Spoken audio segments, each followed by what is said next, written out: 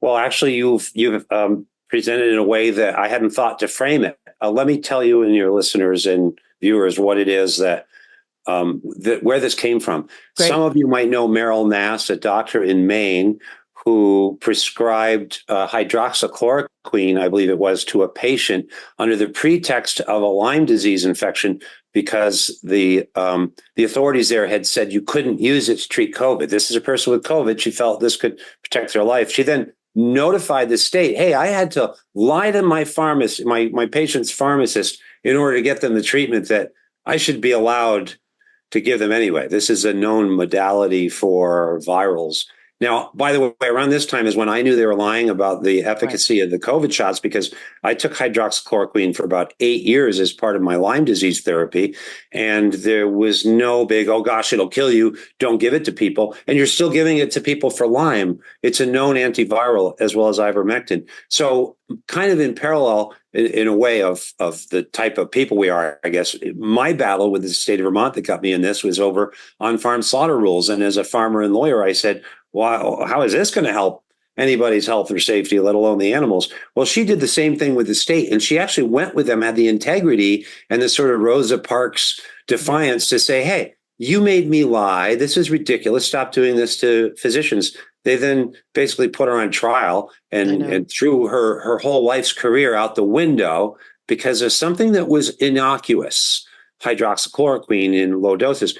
It's not so innocuous to take away somebody's career. And so Meryl has worked. I got to know her actually in an event. I had told her about my book, Small Farm Republic, which also parallels things that Dr. Mercola and others have talked about, that healthy food is a good way to build your immune system against infections of all sorts, particularly even gain of function research things, if they were ever created, if ever such a thing were created.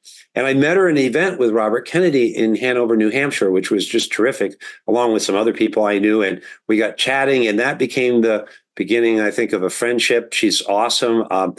I admire just how hard she works and how defiantly she puts all of her energy into working for our rights. Now, she then worked for over a year with an organization she created called Door to Freedom to fight the World Pandemic Treaty. I'm a writer with that group. I'm honored to contribute to that group. It's a group of great people. And once we won, she went around to legislatures around the world. She went to the European Union. She went all over the place. I've rarely seen such determination, though I've seen it in Robert Kennedy as well. And I've seen it in you. Yeah. And I've seen a lot of people around them. And so now she's shifted her sights. We won against the World Pandemic Treaty. She's still fighting Maine in a lawsuit because they're saying she needs mental health care and must be an alcoholic if she wants to, choose to do what she's always done as a person of ethics, for her patients. So now she's turned her sights because I told her what to do.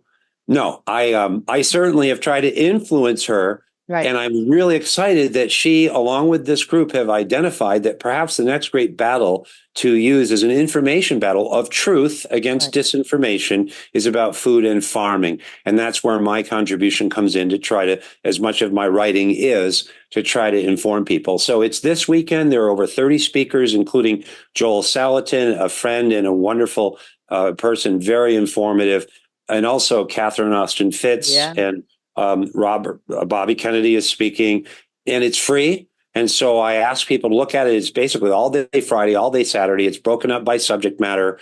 The materials are out there. This is how we fight back. This is the stuff they don't want people to know, which is so common sense. I mean, do you want to know why cows are actually not your enemy? If you don't already know why, then you should come to the symposium and listen to me and others speak about why. Oh my gosh, that's even by Mel standards, a very open and question. I don't know what to say, Mel. Let me try. Let's focus on water because I think there are a couple things here. One is related to farms, but they are, of course, as I think you're showing us, intricately related. Our national aquifers are being depleted at an alarming rate. These are the water supplies upon which we depend to make most of our store-bought produce. Right. Mostly of it out in the Midwest, particularly California, Nevada, Arizona area. Now, interestingly, and I've been covering this for a while, and I'm a farmer. Okay, water. By the way, I like the idea of monetizing water because I'm in Vermont. I have a lot of water. Rains here all the time. It's hard to get enough time to make any hay. I actually have a spring on my Oh, wow. great grandfather's property, and that's what I drink from. And I'd Wow. like to bottle that. I wanted to in the 70s, and my uncle said I was crazy, but look what I missed that boat. But I missed all the plastic bottles, you know. So water is really important. Now, ultimately, in order to control the global population, which I agree with you is pretty obvious, and yes, they're dismantling our currency, our borders, our social connections, our children's minds, our ideas of biology, gender, family unit. It is beyond cultural Marxism. It's literally a thinly veiled Orwellian totalitarianism. Right. And so, if you're going to fight that, you need food, you need water, and that's why amongst those various subjects, that you can see are all attacks on us. I am focused on the food issue because for a long time I've understood that it's kind of important because Right. you starve without it. Now, why are we allowing Saudi Arabians to lease land in Arizona, pumping the water out of the ground in one of the driest regions of our country to grow hay to ship to Saudi Arabia and China? Why are we? You mentioned water competition. There are a bunch of battles going on in our Midwest now. One of them I've been recently studying is in Texas. You may have heard about plans to spend billions, gazillions of magical government dollars to create hydrogen plants, which, Oh, by the yeah. way, if we're going to look at the science, the real science, you have to put more energy in than you get out with electrolysis to create hydrogen. We don't have a hose to the burning sun to heat ourselves or electrify ourselves with. Hydrogen is not a source of energy. It's a storage unit, and it's made by taking water, H2O, and splitting off the oxygen using an input of energy. If you're doing that in Texas, you're taking that water away from ranchers and the water tubs for their cows. Why would you choose energy over food? First of all, especially when you've got it already an existing situation that's well, we need that food, but especially when it's for a purpose that's profiting a small number of pockets in a Right. project that's actually deleterious to the environment and not economically or energy wise efficient. This is a pattern we see everywhere. Right. And meanwhile, they're polluting the heck out of our drinking water and our groundwater around this country by pumping trillions of dollars into synthetic meat facilities, renewable energy plants for everything from solar panels to windmills to EV cars that are destroying our environment, filling it up with thousands and thousands of chemicals that cause cancer and in our children stay for years, as Bobby Kennedy has been talking about. Right.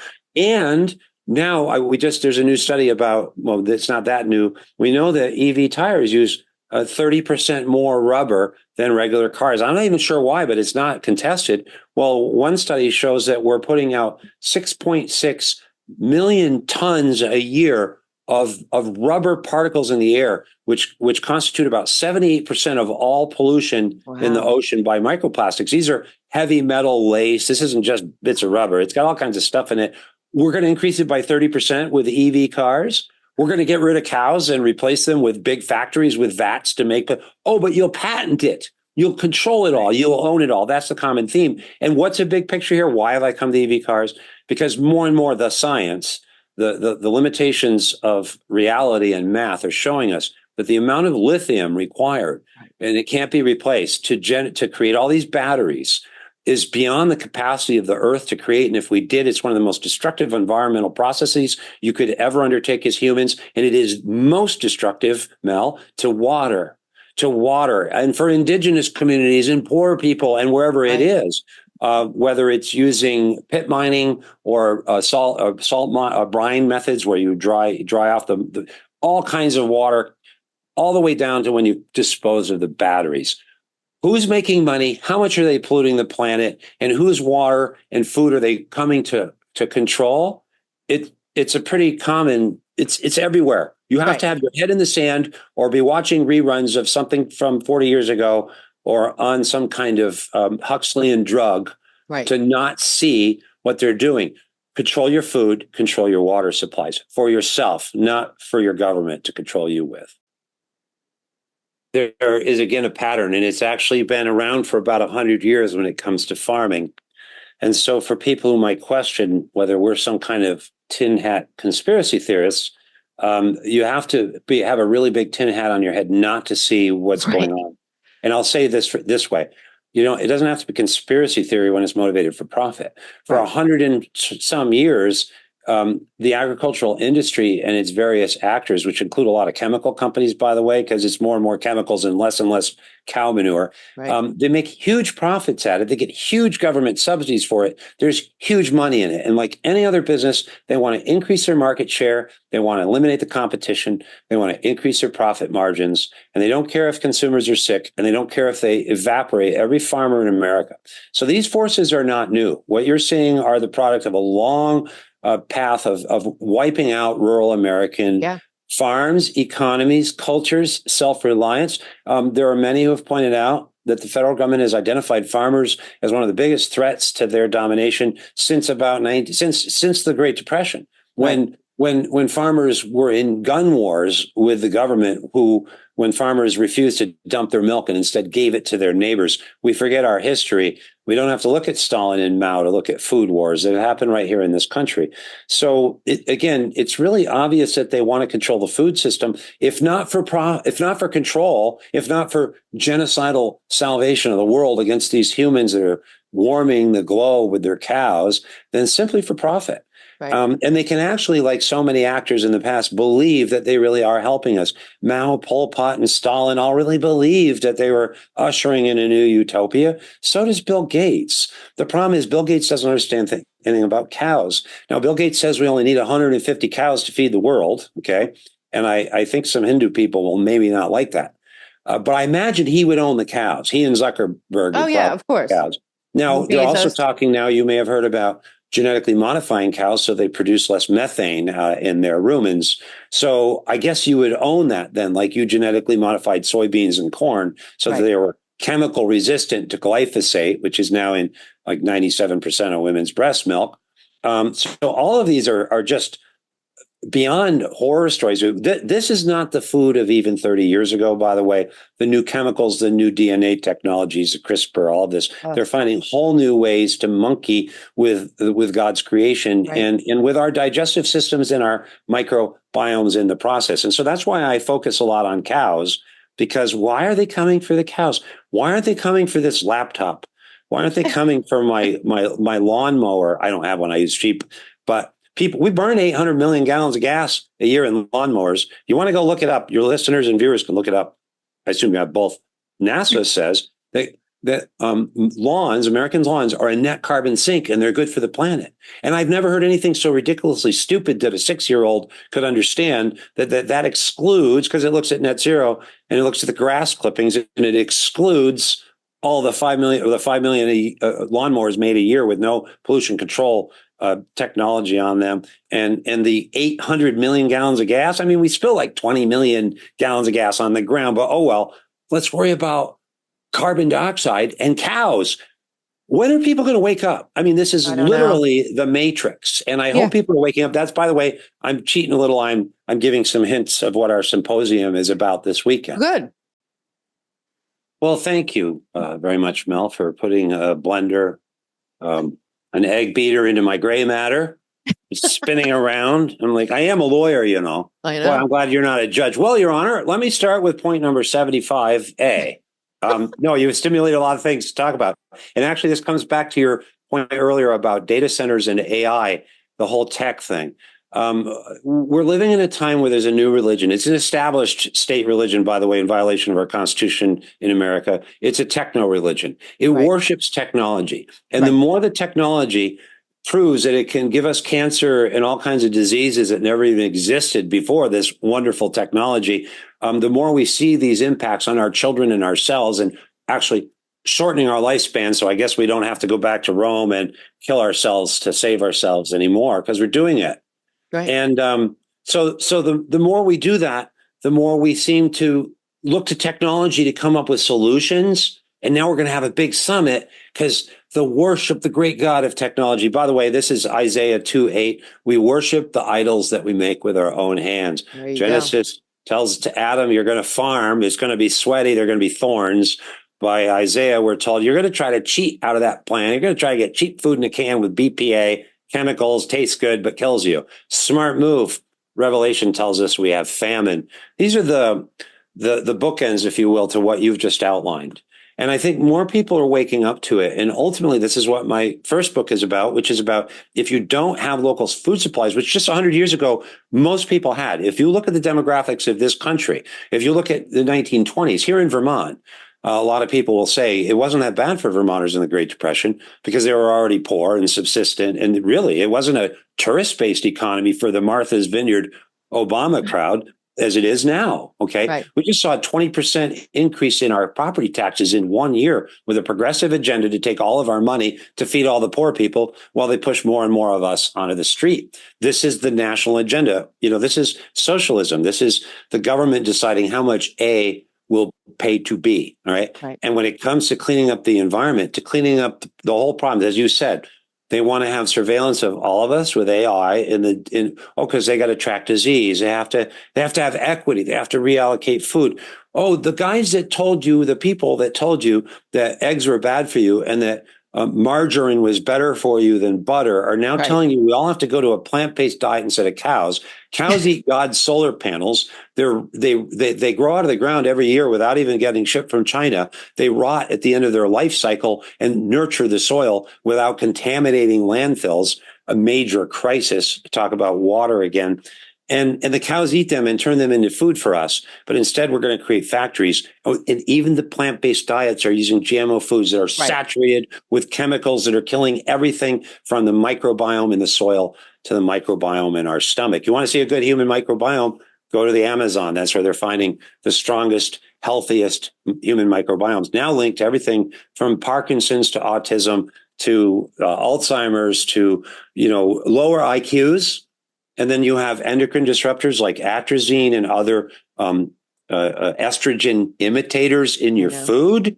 How much will we toxify this generation before we realize that it's a demonic techno cult that you're going to visit, and that AI is a huge threat? It's going to basically suck between that and the data centers more energy probably off the grid than even the EV cars. So the grid's unsustainable. Right. It's all going to collapse. This is so cheerful. Wendell Berry wrote years ago, our only hope is in our collapse. But when the food supply collapses, you need more than a can of beans. And that's part of what my next book is about. Well, there is, and not just them. And a war on so-called raw milk crazies, of which I'm one, because now we're going to spread bird flu through cow's milk, which is not a scientific paranoia at all. It's a fantasy. I actually have a file where I keep articles on bird flu over the last 6 months, and probably half of them have cows in the picture below the heading. They're going after cows because they know, we can live on cows alone, by the way. A man can he can't live on bread alone, but he can live pretty close on cows alone. You get a little vitamin C. Right. Excuse me, but you've hit on something as well, though, which is that you talked about speeding it up.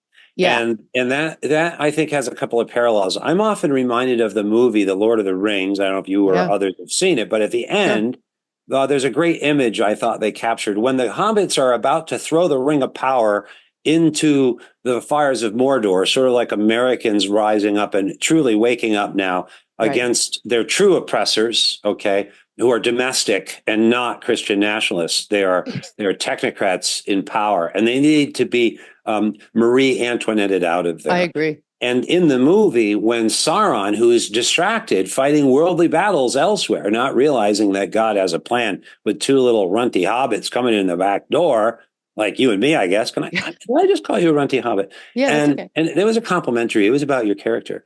And at that moment, the eye turns around, sees the hobbits in the film. It's not the book. It starts to wobble in terror. And then the whole thing collapses. Hello, Biden. Hello, Kamala. Hello, Klaus Schwab. The eye of Sauron is shaking. And that's why they're rushing. Do you know what else they're rushing? They're rushing the destruction of the planet. Let me make a parallel for you. And you forgot to mention Kissinger, by the way. Oh, yeah. Who was pretty outspoken. In fact, wanted to trade food to developing nations in exchange for their willingness to adopt birth control.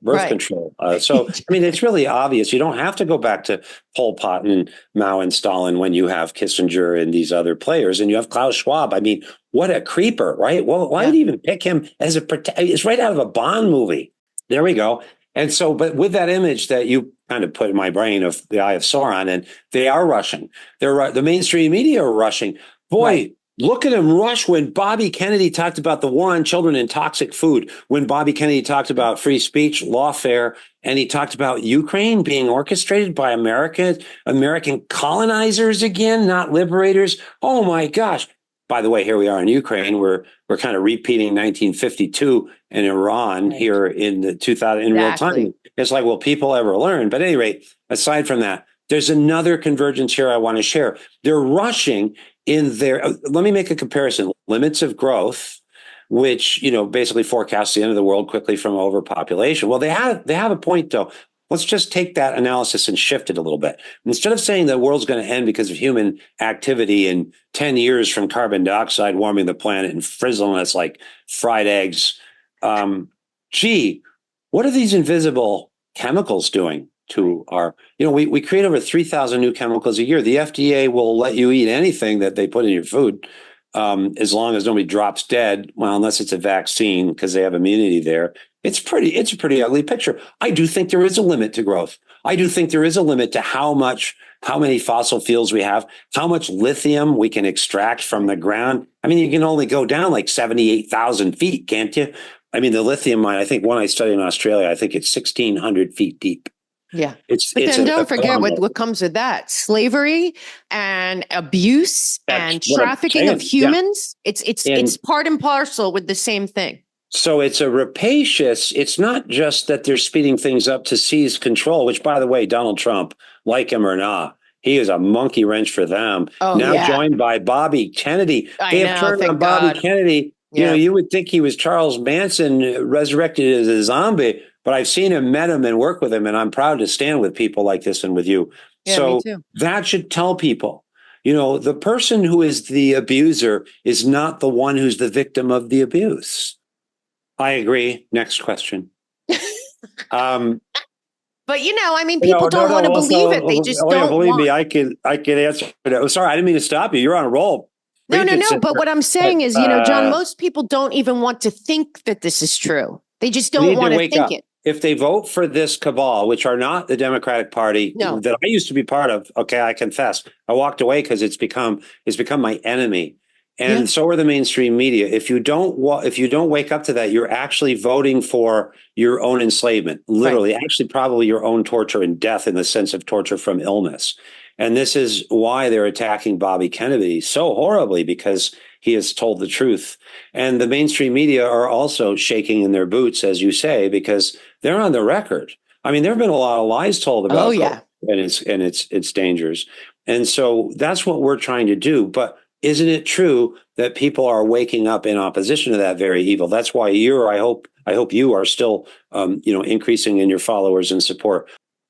Well, we are going the way of Venezuela because we've already basically sabotaged our currency. And I think those forces are already unleashed. And then the government under Joe Biden has already announced perhaps one of the most chilling things I've ever seen, his executive order regarding an electronic currency, which of course then is a social credit related control of every aspect. I mean, right now, just about everything I do as a farmer is black market. I pay cash to my Of farmers. course.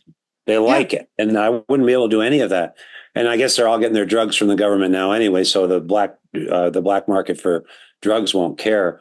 But yes, it's a complete totalitarian seizure, and people have to wake up to that. And ultimately, it will be Venezuela in the sense that if your currency is gone, except for the government rescuing you, oh, Right. can I get biblical? Because the Yeah. Bible says there'll be one world currency. I think even 100 years ago, that was dismissed as absolutely impossible. And yet, 2,000 years ago, we were told about it in great detail. So whether allegorical or you're a Christian, just look at what's happening. And you don't have to be a Christian to not want to be part of the Borg of a one world government. And what you're pointing out, too, is there's a lot of treasure involved. It's not just their skins. They have basically infinite wealth dangling before them. Right. Or on the other hand, a pretty quick guillotine trip. Yeah. And so they know that, and they hate. That and is the 100% the problem right now. Well, I think it is, although frankly, studies show that universal income keeps people pacified and stupid. You're not Right. benefited when you're liberated from a Desperate. job, which gives you purpose. So for a while, they'll do that, but they don't actually have to cut your benefits. They just keep printing money and diluting the real value of that. And that's how they take all the true assets, the capital assets that earn income, housing, land, factories, and they own that. And they let the vegetables sit home and dine on junk food through a tube. You mentioned something earlier. I want to make an analogy. It struck me that Klaus Schwab, in an announcement after the COVID fiasco, said something to the effect, I've shown it to my kids at school so they can see it for themselves, something to the effect, the pandemic showed us how many millions of people around the world were not connected through the internet. And so this is crucial that we get it. Right. They never understood why you need to build more computers and get more internet connections up to help stop a pandemic, or how that's going to help your other goal of climate change. And when you blend all of these things together, by the way, you hit on something else about the US and where we sit in this. If you're not familiar with his book, The Demon in Democracy, Ryszard Legutko, a professor from Poland, who was practically, he's run off campus here in Vermont. And so I said, well, I got to read this book. And what he points out is actually the rest of the world is looking to America to rescue them because they are so far along, particularly in Europe, with this not this neoliberal totalitarianism. Right. And so whether we realize it or not, we are the ones that are supposed to save the world because, we're that city on the hill where we say everybody's equal and that we say, that we aspire towards these higher values. And then we have a constitution we can look to that they don't have in England right now as they're being rounded up and put in jail for their gender choices or questioning open borders. And so we come back to this foundational issue of self-control. And by the way, that's about my book a little bit. If I could just give go ahead, please. So it's a working title. It's called Farm Hard or Starve, which actually is the working title of the first book, which then became about a manifesto for conservatives to lead on toxins in our environment that are killing us rather than dividing the country over carbon dioxide. If you go after the toxins, then you have a very viable environmental policy for Americans whose children are being sickened by toxins. And you also have something that unites people, and you also have a conservative environmental policy. Yep. So that was the priority for the book. Since I put out the book, look what's happened in Europe. Mm-hmm. I felt that I might have been dismissed as a crackpot if I tried to tell people they're coming for your food. You don't have to look far. And so what I document in this book is really about the primary issue, not of food safety, because we've been talking about chemicals, we've been talking about that, but it's about food control and security, not the idea that it's used now that food security means, you're a poor person on welfare in the Bronx. And so you need to have your chemically laden canned food delivered to you in a timely manner or you're denied food security. I'm talking about the old fashioned 100 years ago when, like in the Great Depression and here in Vermont, people had food. So they whatever else happened, power goes out. Now we're all going to be connected to heat pumps in Vermont where it's cold. The grid goes out because they're diverting all the energy to AI centers and data facilities. And all of a sudden my heat pump doesn't work. I'll tell you what, this farmhouse I'm in right here, I know the family. I just talked to one of the family members recently. He's 96. I heat with a wood stove. If the power goes out, I'm still eating the same way. You're going to have paper thin walls, but at least you don't freeze to death. When I give up to the government the control, not just of my guns or my heat, but also my food and my health, then I am completely owned by them. I am a chattel. And so this book is about even unintended. I mean, forget for a moment about an actual globalist plot to control all food, to subjugate humanity, to save the world and install themselves as the new majesties that we bow to. Okay, that's what's happening. But let's just forget about that a minute. We've got electromagnetic pulses. We've got natural disasters. We're told there are going to be more storms.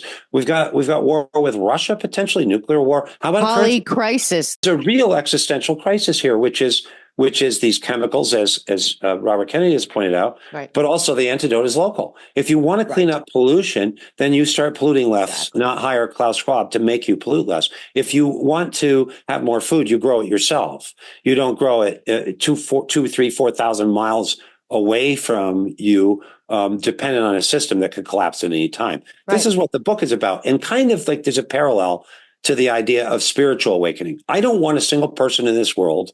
I don't care how toxic they are, how much they hate me for being a Christian or a man or a white person or a heterosexual or whatever horrors I've committed. I don't want any of them to starve to death. It's a Right, me neither. horrible, horrible, maybe probably worse than cancer way to starve. And so we need to wake them up to their vulnerability, that they are clamoring for their own enslavement by elevating abortion and transgender rights above conflicts with foreign nations and control of your entire food system by the very same companies that are sitting at the WEF, the very same partners, stakeholders. They're holding your stake and their stake in your profits. They're chemical companies, and they're moving to protect and save humanity by upping the entity for the final blow to control every. This is Sauron. This is Saruman and Sauron. Exactly.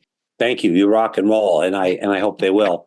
Like you, we're all doing it. Our currency is information, Right. And so my book chronicles. Actually, there's a whole chapter about what we discussed briefly about water supplies and what's happening to our aquifers. The ground is actually subsiding at the rate of 2 feet a year out in California, I believe it is. Wow. That's where our food comes from. There's a whole chapter on the toxins in our food. There's a whole chapter on the erosion and how, having 92 million acres of corn, we didn't count soy, when it's put over for profit and sprayed with chemicals and you kill the soil, you increase erosion, you increase water loss, and you decrease productivity over time. And so, but the book's really about why it is that we are being lied to about cows, and we really need to focus back on the chemicals that this country all agreed on from Nixon on up till Al Gore said he was going to rescue us from this CO2 stuff, without which life cannot exist. Increased CO2 levels actually increase crop productivity. So the second book isn't out yet. It's with Chelsea Green Publishing also. Right. But they've been bought up by Random House, Penguin, another bunch. It's going to be a wide distribution. And they don't want you to read this book. So that'll be out next year, mid-year. I do have my Substack. John Klar, Small Farm Republic. I welcome everybody. I write for Liberty Nation News and others, and Children's Health Defense. And I've been writing about this case in Vermont where they said a 6-year-old could get vaccinated against parental consent, and they jabbed him anyway, and they have no recourse. So I'm working with that family. So I ask people to just get informed. I'm doing this, you're doing this, so that they are informed, so they can make informed decisions and tell others. And the event this weekend is Friday and Saturday. I think you're going to share it. Yeah, we are. And it's at Door to Freedom, and you rock. Thank you.